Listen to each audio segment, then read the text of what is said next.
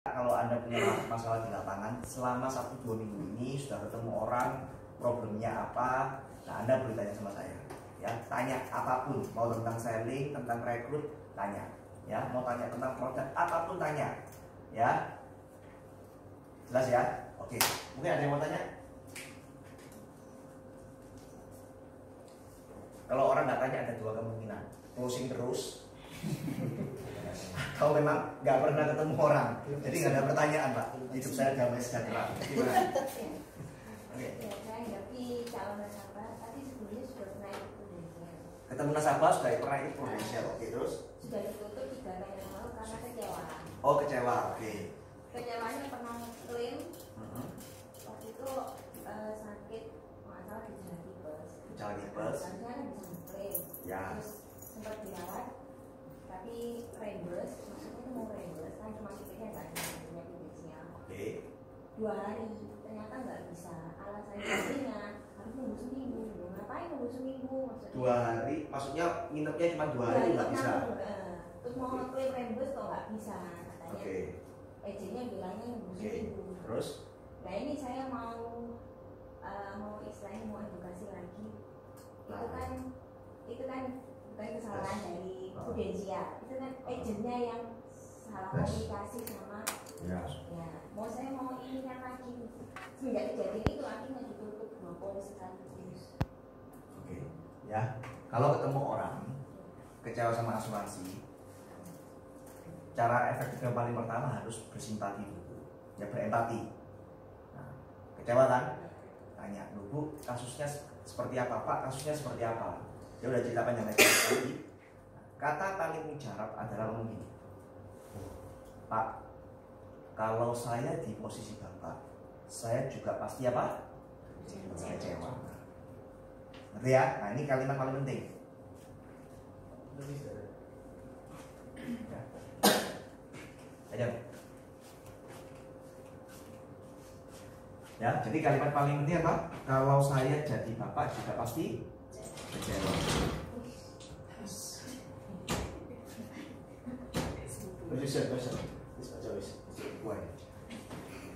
Sakti orangnya.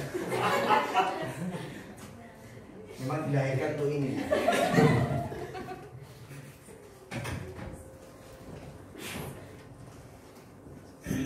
Nah, kalau saya jadi Bapak, saya juga pasti. Nah, dengan kita ngomong seperti ini, orang itu akhirnya merasa bahwa kita ini di pihaknya dia, memahami dia.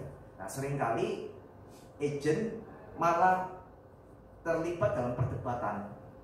Ya, enggak lah, agent saya, nasabah saya lancar-lancar aja, semua klaim bisa keluar. Mungkin Bapak ada kesalahan. Nah, kita dengan ngomong seperti ini membuat orang tuh malah antipati. Ya, nah, jadi kalimat pertama apa? Saya kalau di posisi Bapak, saya juga pasti kecewa. Waduh, kalau saya ngalami seperti Pak, saya juga pasti kecewa. Saya bisa paham itu Pak. Nah, tapi jangan berhenti di situ.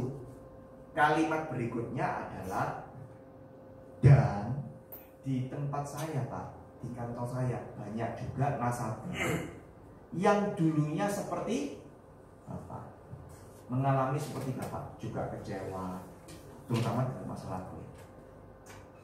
Ya. Dan di kantor kita, kalau kalian belum punya banyak nasabah, ngomongnya kantor kita, ya. Tapi kalian sudah punya banyak nasabah, dan nasabah saya juga banyak Pak yang dulunya mengalami seperti Bapak. Artinya mereka juga kecewa. Namun setelah mendengar penjelasan dan mengerti, akhirnya mereka bahkan setelah mereka mendengar penjelasan, sekarang ini bahkan mereka memutuskan untuk ambil polis lagi tempat kita. Bahkan beberapa di antara mereka juga sudah merasakan manfaatnya. Caranya gitu ya. Jadi jangan berdebat. Ingat, kita tidak boleh berdebat sama nasabah. Apapun hasil perdebatan, walaupun Anda menang, tetap ujung-ujungnya nggak closing. Ya, yang namanya debat itu selalu ada win dan lose. Bisnis tidak akan terjadi kalau win lose. Bisnis hanya bisa terjadi kalau win-win. Setuju? Nah, kita menciptakan posisi win-win dengan cara apa? Memaklumi, dan kita ngomong, Pak, dan di tempat kita juga punya nasabah seperti Bapak. Tadinya mereka juga kecewa. Namun setelah dengar penjelasan dari kita, mereka akhirnya paham. Bahkan di antara mereka banyak yang sudah ngambil polis lagi, bahkan sudah pernah merasakan manfaatnya. Nah, boleh nggak Pak izinkan saya untuk apa?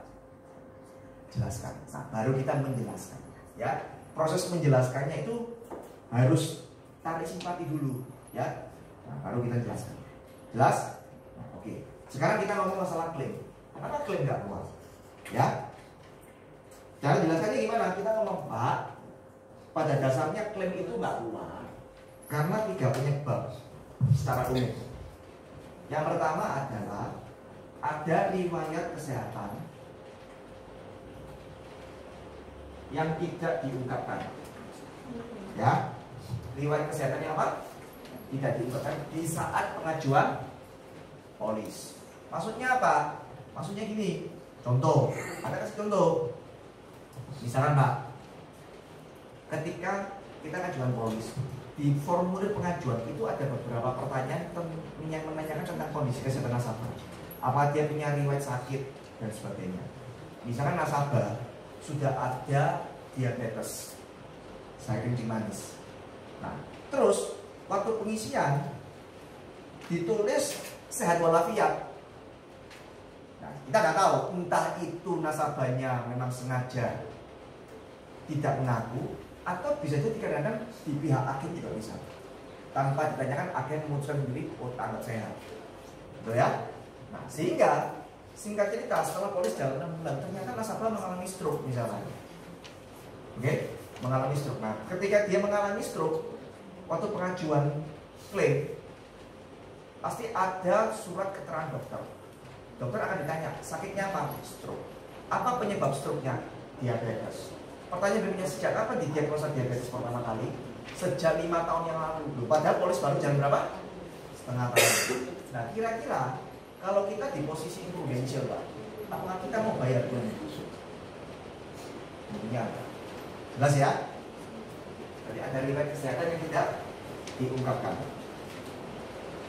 Nah, yang kedua, kenapa ke polis klaim nggak dibayarkan? Karena tidak sesuai dengan manfaat dan ketentuannya. Nah, Pak, biasanya orang Indonesia ini seringkali nasabah membeli polis tanpa mengerti isi polisnya, Pak. Ya, mungkin kebetulan yang nawarin ini tetangga, teman baik, saudara. Hanya secara lisan ngomong, pokoknya kamu kalau sakit apapun pasti dibayar. Sakit apapun pasti dibayar. Nah, ternyata Pak, di polis itu ada namanya masa tunggu. Misalkan masa tunggunya 30 hari. Begitu polis ini terbit, nasabah harus menunggu 30 hari baru polis ini bisa digunakan untuk asuransi kesehatannya. Ternyata baru jalan 1 minggu mengalami diare, masuk rumah sakit. Bisa dibayar? Tidak bisa. Ya. Bahkan yang lebih konyol lagi Pak, ada kasus orang tidak ngambil asuransi kesehatan tapi mau hubungan kesehatan. Nah, ini konyol. Kenapa? Karena beli polis tanpa dibaca. Paham ya? Nah, masih contoh-contoh seperti ini. Yang ketiga, kenapa kok polis tidak dibayar? Karena kondisi polisnya tahu kondisi apa? Lapse. Nah, ini lapse itu artinya apa? Polisnya tidak aktif.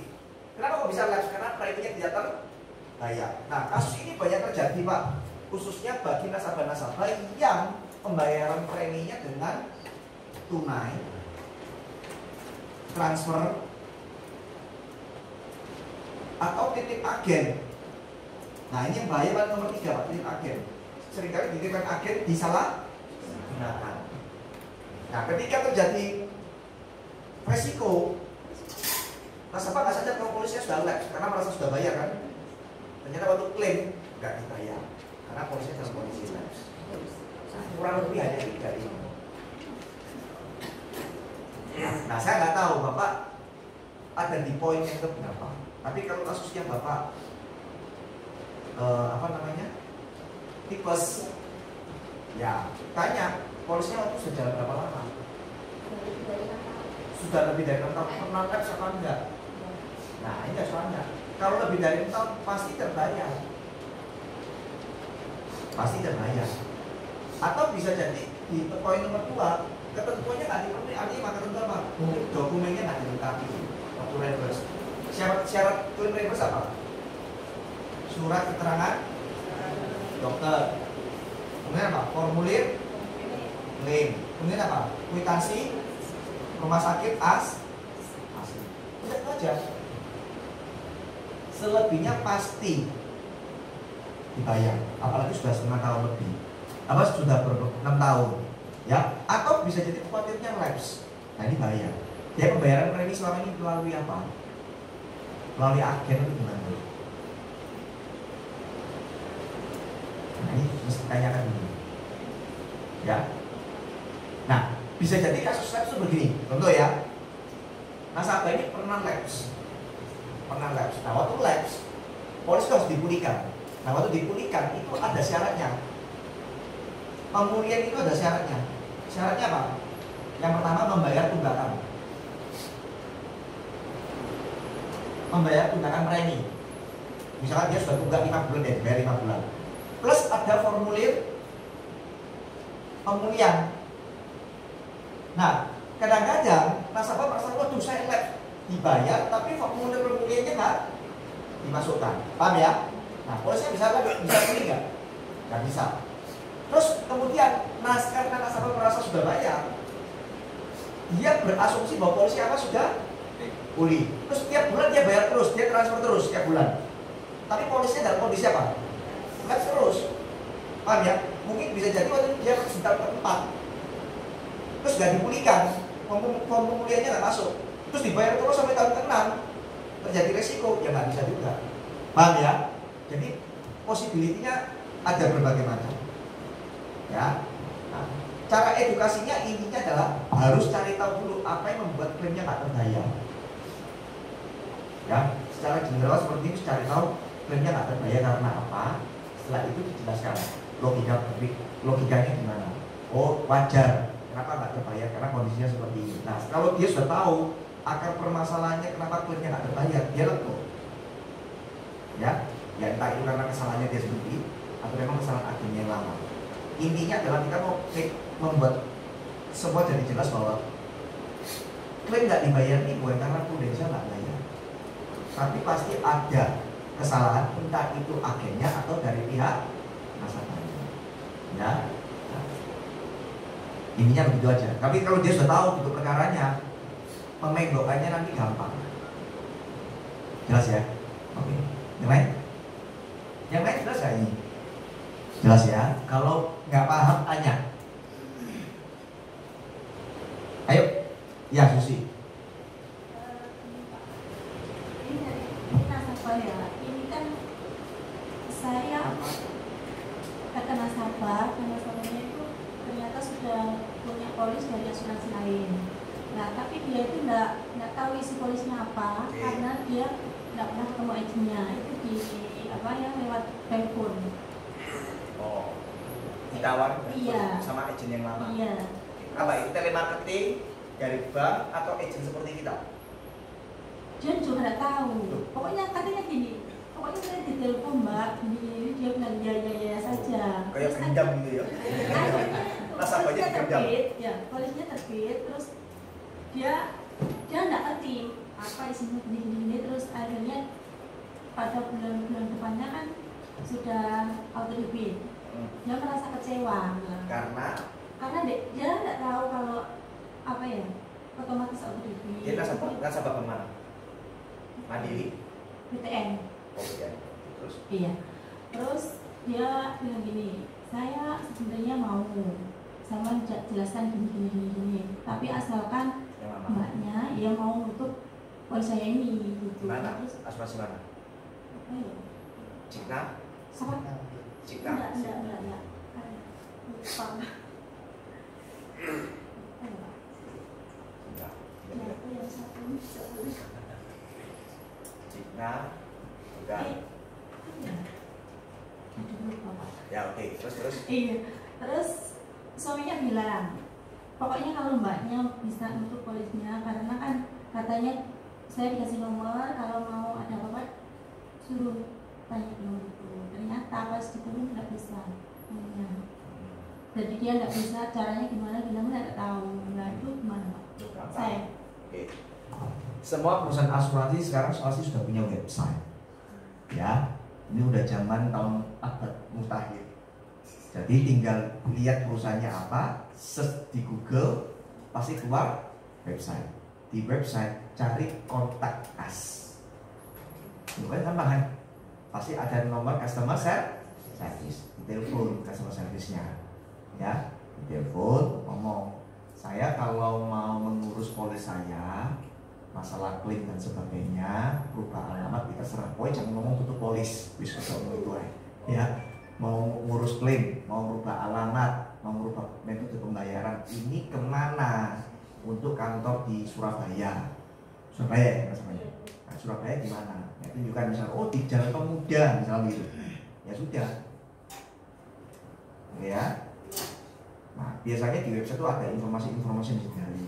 Misalkan syarat klaim, formulir-formulir yang bisa di-download, ya. Nah, terus cari nomor telepon pemudanya berapa, ya. Biasanya ada juga di telepon kantornya. Oke, sudah. Kalau ngomong nanti saya kalau mau tutup ini formulirnya apa yang harus saya lampirkan, bla bla bla bla bla. Sudah kan? Ya sudah. Selesai. Itu aja. Nggak usah melalui agen. Ya, nggak usah melalui agen.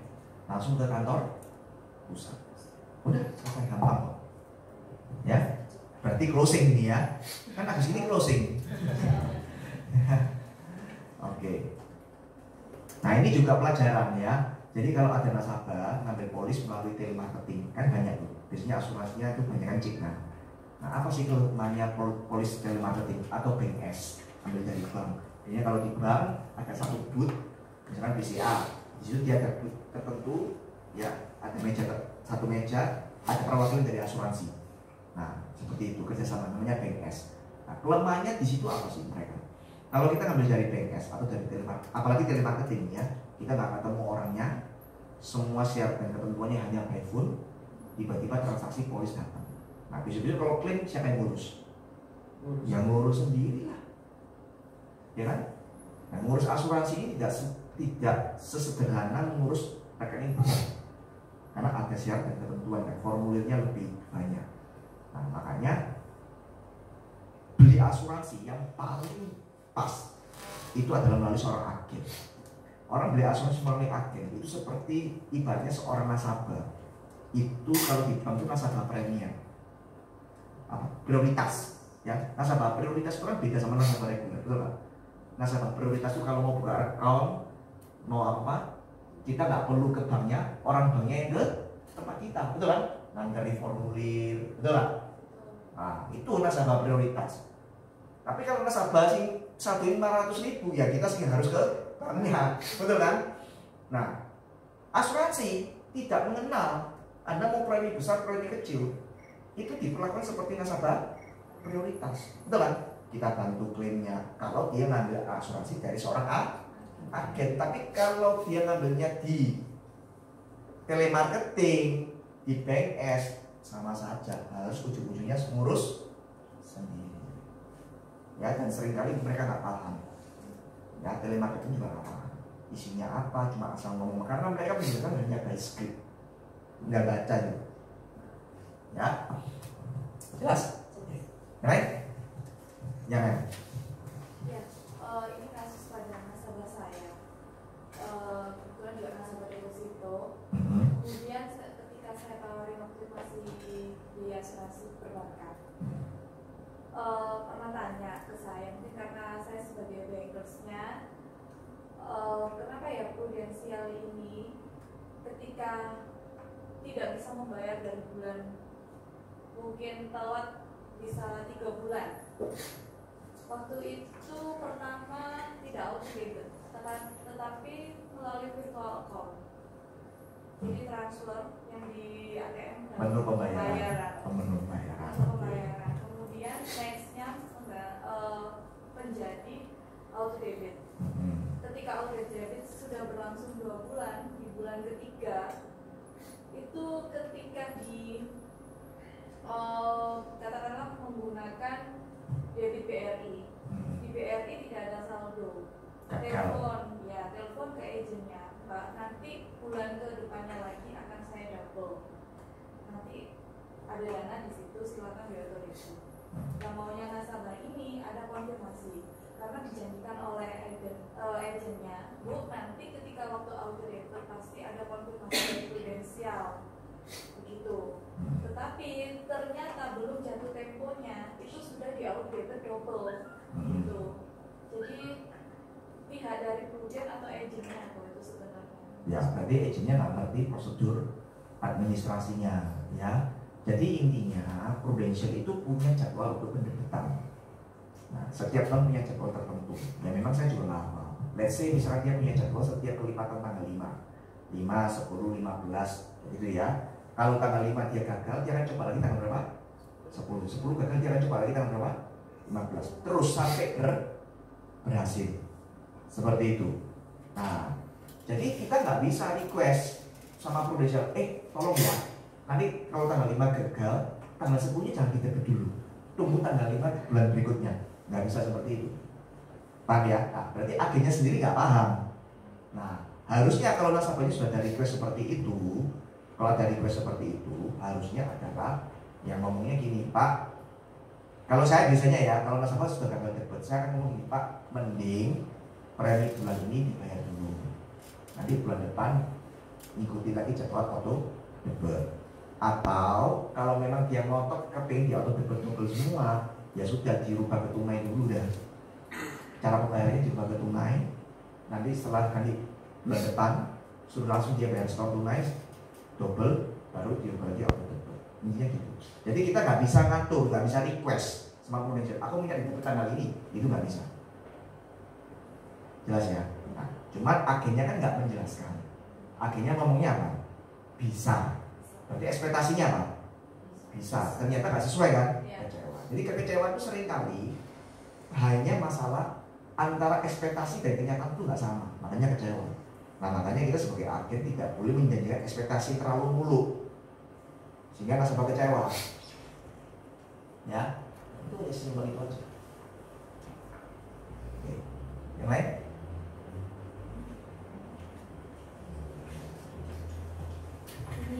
Ini terjadi pada nasabah saya sendiri. Oke.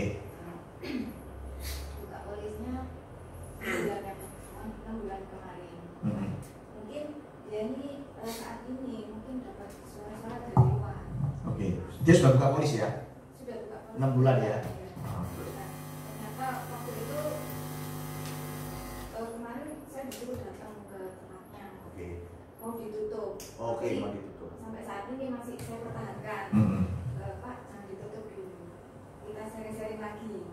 Nah, ternyata kendalanya nasabah ini dia dapat informasi kalau di BCA atau AIA mungkin itu nggak ada masa tunggu, terus apapun berapapun itu terbayar.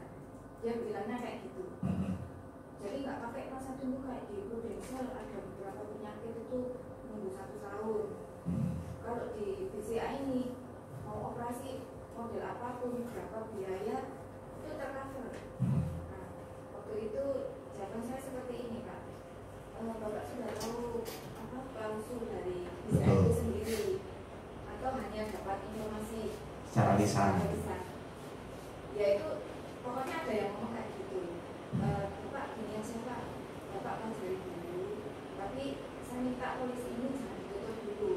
Nanti kalau memang kita hotel ini ternyata Bapak setuju yang mana, ya perlu diserikan lagi. Oh gitu ya Pak. Ya pokoknya Bapak jangan ditutup dulu ya Pak. Kan waktunya masih untuk pembayaran berikutnya ini masih ada 3 minggu. Jadi sementara ini belum ditutup. Nah, pertanyaan saya gini Pak, apakah di asuransi lain itu ada klausul kayak kita ada masa tunggu, terus ada catatan lain? Iya, jadi saya tidak, tentunya nggak hafal ya semua perusahaan asuransi ketentuannya seperti apa. Tapi secara umum perusahaan asuransi itu rata-rata ada masa tunggu, ya. Kemudian habis berapapun dibayar itu bicara tentang apa sih? Ya on bill, ya. Tapi ingat, Pak, kembali lagi, ini perusahaan asuransi. Badan hukumnya berbentuk apa? Yayasan atau PT? PT. PT berarti tujuannya cari keuntungan atau sosial? Cari keuntungan. Bapak bisa bayangkan kalau memang seperti itu, dia memberikan semua fasilitas unlimited, semua dibayar berapapun, ya. Terus dengan ya pokoknya dengan apa yang seperti disampaikan, terus akhirnya sampai perusahaan ini mengakibatkan kerugian. Nah, apakah ada perusahaan yang seperti ini? Ajak dia berpikir secara sehat dulu, ya. Ini perusahaan cari untung, makanya perusahaan asuransi harus memberikan ketentuan supaya perusahaan ini nggak jebol, nggak dibobol, betul kan? Setuju ya? Nah, perusahaan dengan agar masa tunggu aja bisa dibobol kok, apalagi kalau nggak pakai masa tunggu. Nah, jawaban sudah benar. Kalau kita nggak yakin, kita ngomong tunggu klausulnya Pak.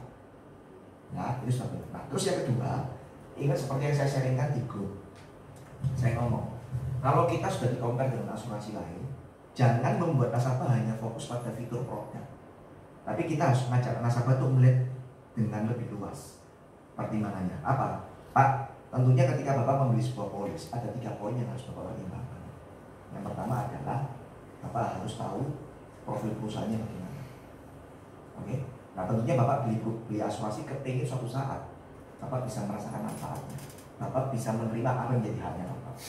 Nah, sebuah asuransi sanggup memenuhi kewajibannya kalau perusahaan asuransi ini punya kinerja keuangan yang sehat. Betul kan? Nah, kalau seperti itu Bapak harus tahu kinerja keuangan perusahaan ini bagaimana. Nah, kamu compare kinerja keuangannya Prudential dengan kinerja keuangannya, misalkan dia bandingkan dengan apa AIA. Ya, saya punya kok datanya. Kunci bisa bilang sini.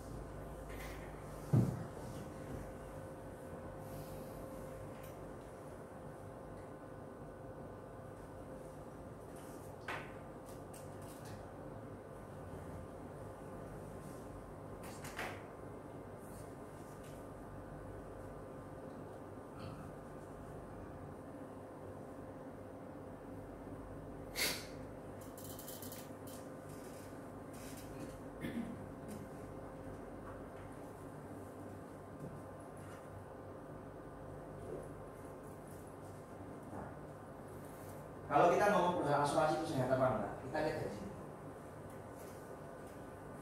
Ini saya ambil cuplikan yang tahun 2017 dulu. 2018 kemarin sudah saya share. Ya. Anda baca. Judulnya apa? Indikator. Berarti sebuah perusahaan asuransi nggak sehat dilihat dari indikator keuangannya, betul kan? Nah, salah satu yang paling mudah dicerna itu ini. Yang poin D yang kita sebut rasio beban klaim, beban itu biaya, klaim. Jadi dia sebuah perusahaan asuransi bayar klaim nasabahnya.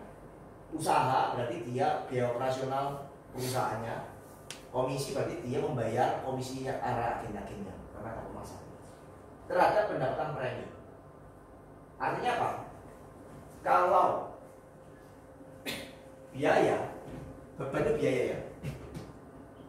Biaya dibagi premi,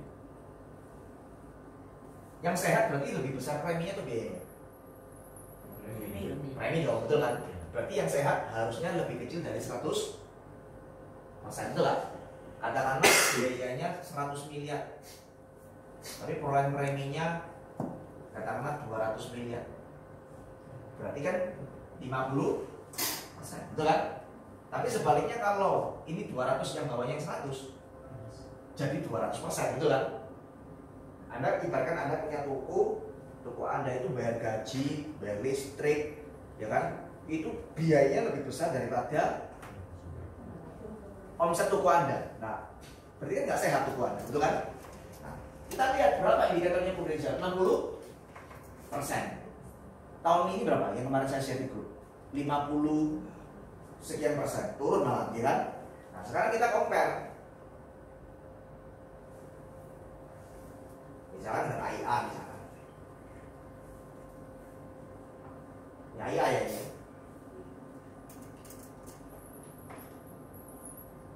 Indikator kesehatan keuangan. Berapa? 100. Artinya apa? Yang klaim banyak. Ya, entah klaimnya banyak, operasional perusahaan mungkin nggak efisien, betul kan? Sehingga beban biayanya operasional, beban biayanya AIA lebih besar daripada pendapatan preminya. Terus saya tanya, Pak, sekarang kalau ada sebuah perusahaan, dia tawarkan produk katakanlah murah, katakanlah bagus, walaupun berbentuk, tapi kondisi keuangannya seperti ini, jauh, di atas 100%. Bapak kira-kira naruh uang di sana, Bapak merasa nyaman nggak? Nah, atau dia masih bingung memutuskan, atau gini aja Pak, Bapak naruh uang di bank, bank ini menawarkan bunga yang lebih tinggi, ya, dibanding bunga yang lain, bank yang lain, tapi dia dalam kondisi keuangannya sudah nggak sehat, terancam likuidasi. Bapak mau naruh nggak? Enggak. Kita nggak usah ngomong produk, ya. Kita ngomong dari kenyamanan aja, betul kan? Orang sudah langsung, betul di sini guys. Ngerti ya? Berarti ini ya perlu disampaikan. Ya perlu, karena dia sudah kembali ke dia tahapannya kembali lagi dari awal lagi. Dia lagi membandingkan lagi kan antara prudensial dengan perusahaan lainnya. Nah, ketika dia membandingkan, Anda harus ngomong dari segi company profile, betul ya? Nah, terus kita ngomong lagi dari sisi fitur produk. Nah kedua Pak, selain Bapak membandingkan company profile, Bapak juga harus melihat dari sisi fitur produk. Nah, Bapak lihat fiturnya. Bapak kalau memutuskan beli sebuah produk asuransi, janganlah cari produk yang paling murah. Jangan cari yang paling murah yang sebagai alasan utama memutuskan membeli sebuah produk. Juga jangan cari fitur yang paling lengkap. Tapi lebih tepat adalah cari mana produk yang bisa menyelesaikan atau memenuhi kebutuhan Bapak. Produknya murah meriah Pak, tapi tidak bisa menyelesaikan masalah Bapak. Nggak ada gunanya, betul? Oh produknya lengkap, fiturnya. Biasanya kalau produk yang fiturnya lengkap juga dibarengi dengan biaya yang lebih tinggi. Tapi sebenarnya Bapak tidak membutuhkan fitur yang segitu lengkap. Mubazir.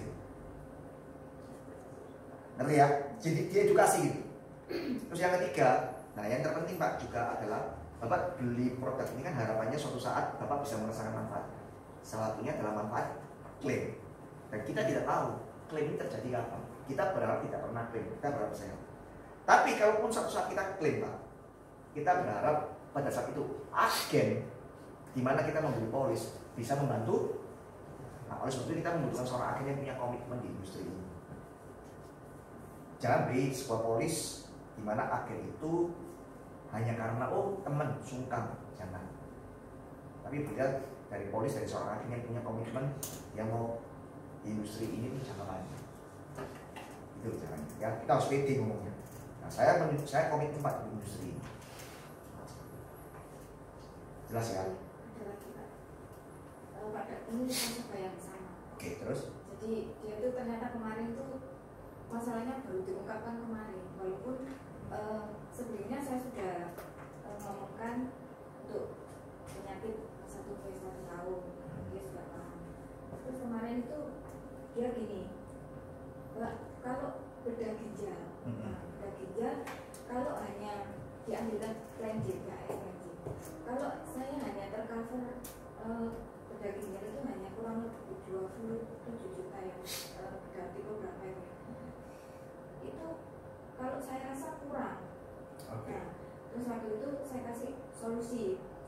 Kalau Bapak merasa kurang, ini di prudensial sekarang ini ada program PPH. Ya. Preminya berapa Mbak? Ya tentunya lebih mahal Pak. Berarti harus nambah. Terus nggak usah, ini aja cukup.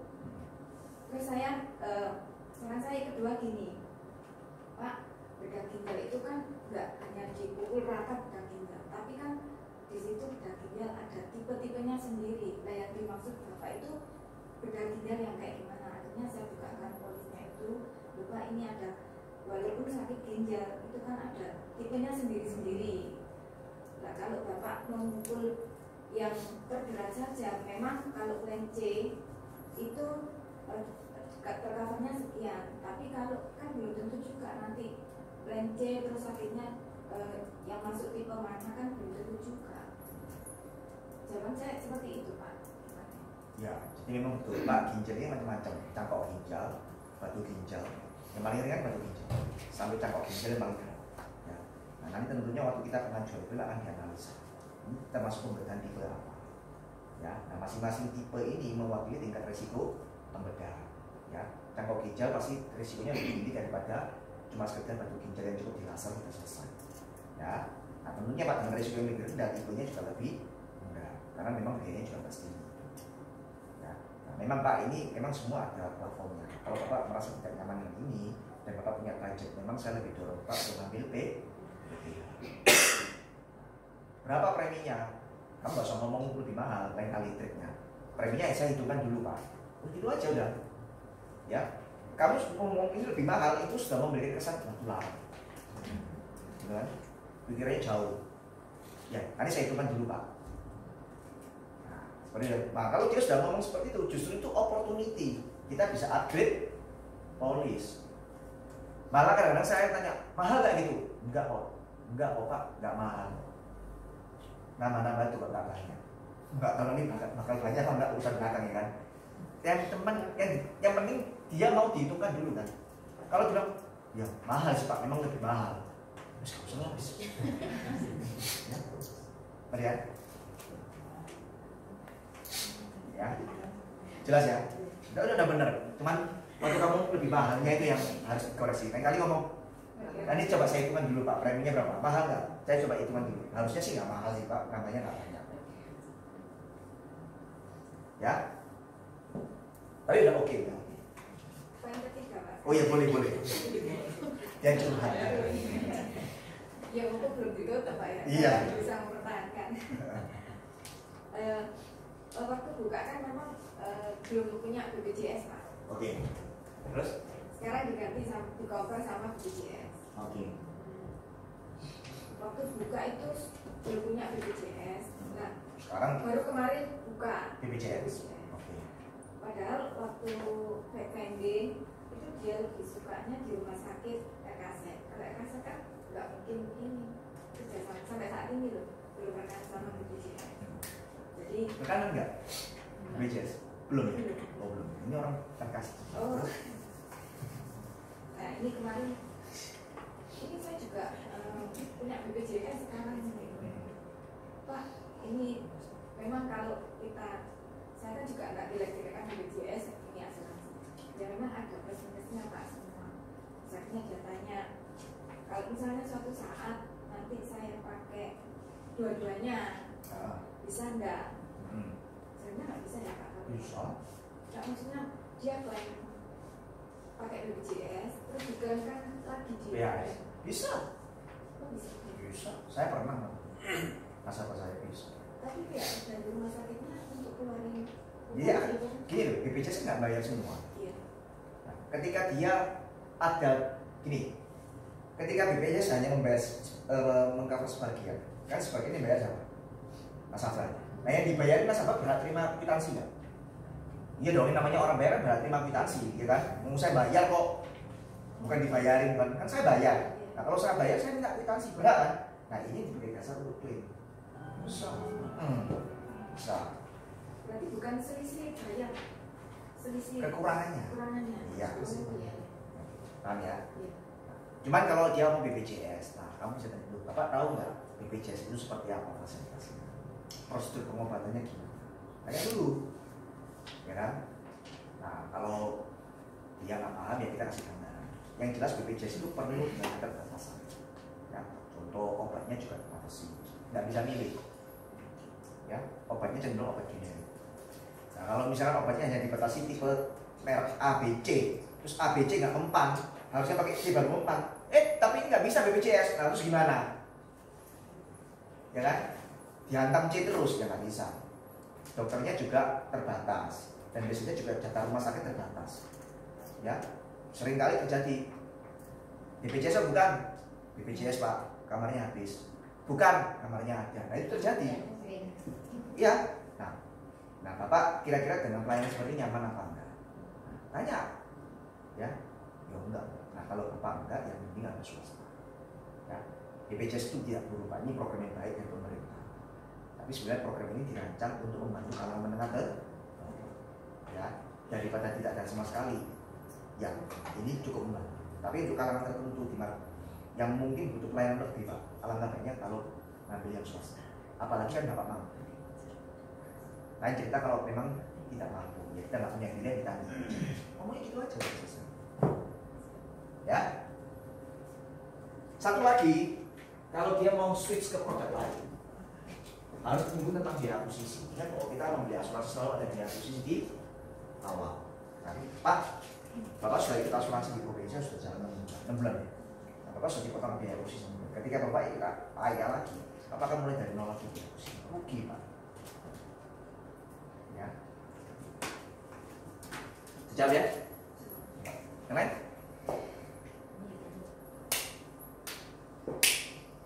Ya, Pauline. Ini ada orang, jadi ceritanya dia itu punya batu ginjal. Batu ginjal. Akhirnya dia cari asuransi. Belum. Nah, terus dia beli alias UP jiwa sama betis. Awalnya dia nggak bilang. Terus akhirnya dia bilang karena proses standar. Di AIA. Alias. Oh, di Allianz. Nah, akhirnya preminya lebih mahal, disetujui dan dikecualikan. Terus dia punya rumah sakit di Aksa. Nah, sampai saat ini dia belum mau kasih batu ginjalnya. Terus dia tuh bilang, aku mah enaknya gimana ya? Aku apa perlu cari asuransi lain? Terus aku jawabnya kalau sudah punya ya nyoba di Aksa aja. Kan yang di Aksa belum declare. Ya, Jadi waktu beli asap, nah ngomong ada batu ginjal. Ya, waktu beli di Allianz ngomong ada batu ginjal. Nah, terus aku bilang ya batu ginjalnya ya segera dioperasi. Berhubung di aksanya belum declare, ya coba aja pakai aksa. Siapa tahu bisa. Kalau misalnya ditolak ya memang resiko saya sendiri. Terus maksudnya aku pengen jual kritisnya nih loh. Kan batu ginjal kan tidak termasuk kondisi kritis. Ya, terus? Cara handlingnya. Jadi kamu kepingin jual sisi. Ya, di Prudential ke orang ini. Nah, kamu HO, buka pikirannya gimana? Ya, tergantung kamu masuk dari konsep apa dulu. Proteksi apa? Proteksi aset atau proteksi income. Nah, masing-masing konsep kan ada masalah yang dijual. Ya, contohnya kalau kamu mau jual proteksi income, ya, apa yang kamu jual? Permasalahannya. Kalau kamu jual proteksi aset, permasalahan yang kamu jual apa? Nah itu dulu. Ya kan? Sampai sini paham maksud saya? Ya. Jadi kamu jangan bingung, aku mau jual sisi, enaknya ya apa ngomongin. Nah, kamu harus, cara berpikirnya harus kamu switch. Orang ini kira-kira butuhnya apa? Ngerti ya? Kamu bukan bawa produk, aku punya produk ini. Ya kok cara ini salah aku? Bukan. Tapi ibaratnya kamu seperti supermarket, kamu banyak produknya. Terus kamu cari lihat orang ini. Kira-kira orang ini cocoknya apa? Ya. Nah, cocoknya apa kan kita selalu dikaitkan dengan latar belakangnya apa, kondisinya apa, terus potensial problemnya apa. Terus kita sampaikan potensial problem. Kalau dia setuju dengan potensial problem yang kita sampaikan, baru kita ngomong apa? Saya ada solusi seperti ini, udah gitu aja, kan seperti itu, ya. Nah, seringkali agent itu kekeliruannya adalah datang ngomong saya ada produk baru Pak. Nah, begitu Anda ngomong saya ada produk baru, orang itu langsung resisten. Kenapa? Anda mau jualan, ya. Nah, yang harus kita lakukan, kita tidak jual produk, tapi kita jual konsep atau jual sebuah solusi. Dan solusi Anda dirasakan diperlukan kalau dia merasa punya masalah. Nah, Tugas kita adalah menganalisa orang ini kira-kira punya potensial masalah apa. Itu dulu. Ya, jadi tahap penjualan itu selalu dimulai dari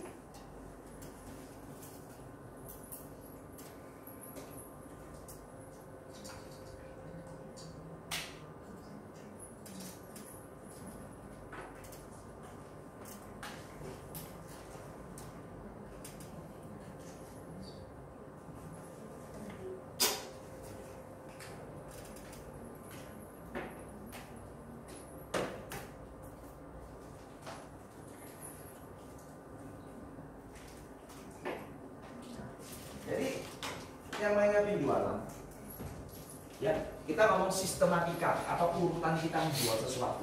Saya kasih kerangka begitu, kerangkanya.